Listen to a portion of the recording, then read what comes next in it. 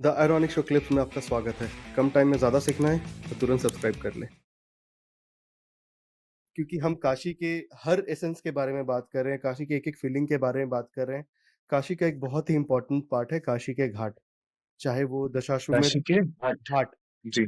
चाहे वो दशाश्वमेध घाट हो, चाहे वो मणिकर्णिका घाट हो। मणिकर्णिका घाट अ, कहा जाता है कि वहाँ पे कभी लाशें जलना बंद नहीं होती हैं। थोड़ा-सा और जब आप इन बारे में बात करें, थोड़ा वो डेथ का एसेंस से कहा जाता है क्योंकि लोग खुद काशी जाते हैं। कई लोग जो टर्मिनली इल होते हैं, वो काशी जा चाहते हैं कि वो काशी में ही रहें जब वो ये धरती छोड़े। तो थोड़ा-सा हमें मणिकर्णिका घाट के बारे में और मुक्तिधाम के बारे में बताएँ।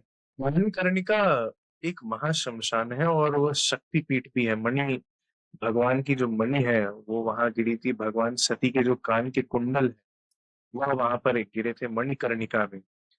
तो वो सभी लोग शमशान तो जाते हैं, शक्तिपीठ कम लोग जानते हैं, तो वो हुँ, अपने आप में एक तीर्थ स्थान है मणिकर्णिका। वहाँ से निकट ही माँ विशालाक्षी का भगवती विशालाक्षी देवी जो शक्तिपीठ है, उनका मंदिर है। वहाँ दर्शन अवश्य लोगों को करना चाहिए, लोगों को जानकारी नहीं है कि शक्तिपीठ काशी में भी है।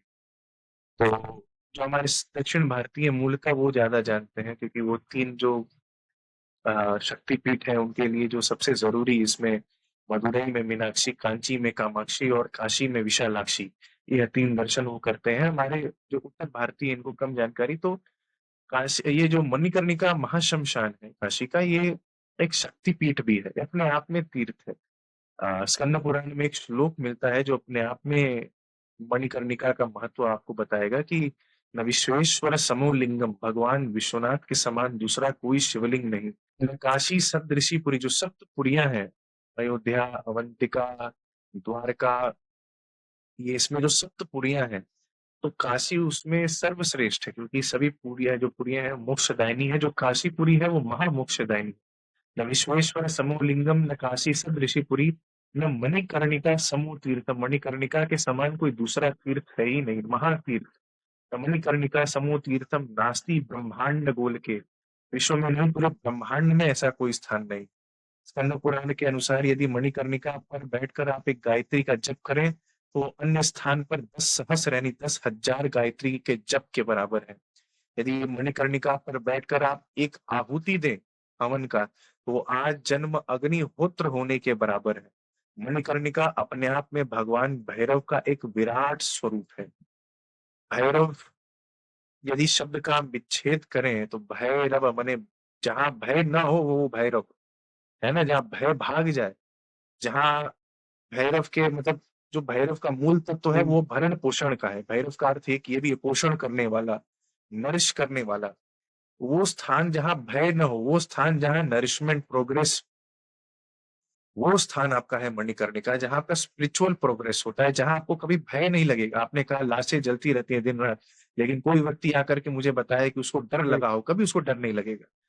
क्योंकि वहाँ भैरव जी की जो वो अपने आप में भैरव का जी का ही एक विराट स्वरूप है मणिकर्णिका और उनका प्रेज़ेंस बहुत, बहुत स्ट्रॉन्ग है। आप जाएँगे तो आपको वैराग्य की अनुभूति होगी। लोग कहते हैं ना इसको आजकल हास्यास्पद में लोग कहने लगे हैं जो कि सही बात है, कि शमशान जाते हैं तो क्षणिक एक वैराग्य ये तरह-तरह के वैराग्य की भी पद्धतियाँ बताई गई हैं, उसमें एक क्षणिक वैराग्य है, जो कुछ समय के लिए हमें अनुभव होता है, वो शमशान में जाकर के हमें क्षणिक वैराग्य जो होता है ना? कि उस समय जाकर के तो लगता है अब तो जीवन में कुछ रह ही नहीं गया है और बस यहीं सबको विलीन होना है। एक दिन हमारे एक हिंदी के प्रोफ़ेसर हुआ करते थे, तो वो क्लास में समझाते थे कि व्यक्ति बाहर निकलता है शमशान के तो अपनी रोज़मर्रा की ज़िंदगी में व्यस्त हो जाता है, लेकिन जब वो शमशान पर जाकर बैठता है, जो काशी का डोम है, जो लाठी से मार करके वो जो लास्ट में सर्प जो खोपड़ी बचती है, कंकाल वो फोड़ते हैं, तो वो जब दृश्य व्यक्ति देख ले ना, तो वैराग्य तो ऐसे ही प्राप्त हो जाता है कि क्या है इस जीवन में।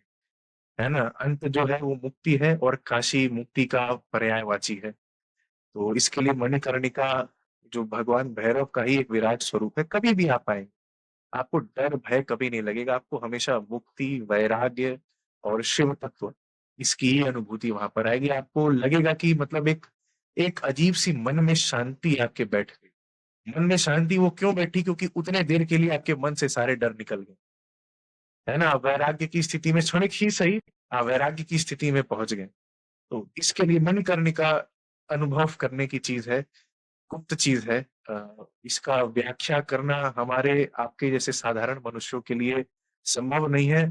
जैसे मैंने भैरव पूजा साधना के लिए कहा, वैसे मैं मणिकर्णिका के लिए भी कहूँगा, आप जाइए, थोड़ा समय जो भी आप ऑब्ज़र्व कर सकते हैं तो, दूर से सही, ऐसा नहीं कोई वहाँ जाके खिलवाड़ करना है या कहीं भी बैठ गए आप जप करने के लिए, नहीं। दूर से आप ऑब्ज़र्व करिए क्या गतिविधियाँ वहाँ पर हो रही। मेरा विश्वास है यदि आप पहली बार जा रहे हैं या आप कितने बार भी वहाँ गए हो, फ़र्क नहीं पड़ता। आपको एक स्ट्राइकिंग एसेंस आपके यहाँ पर हिट होगा, जो कुछ समय के लिए तो आपको ब्लैंक छोड़ देगा। ये अनुभव करने की चीज़ है। अगर आपको ये क्लिप अच्छा लगा, तो इस चैनल के बाकी क्लिप्स को भी ज़रूर देखें और सीखते रहें।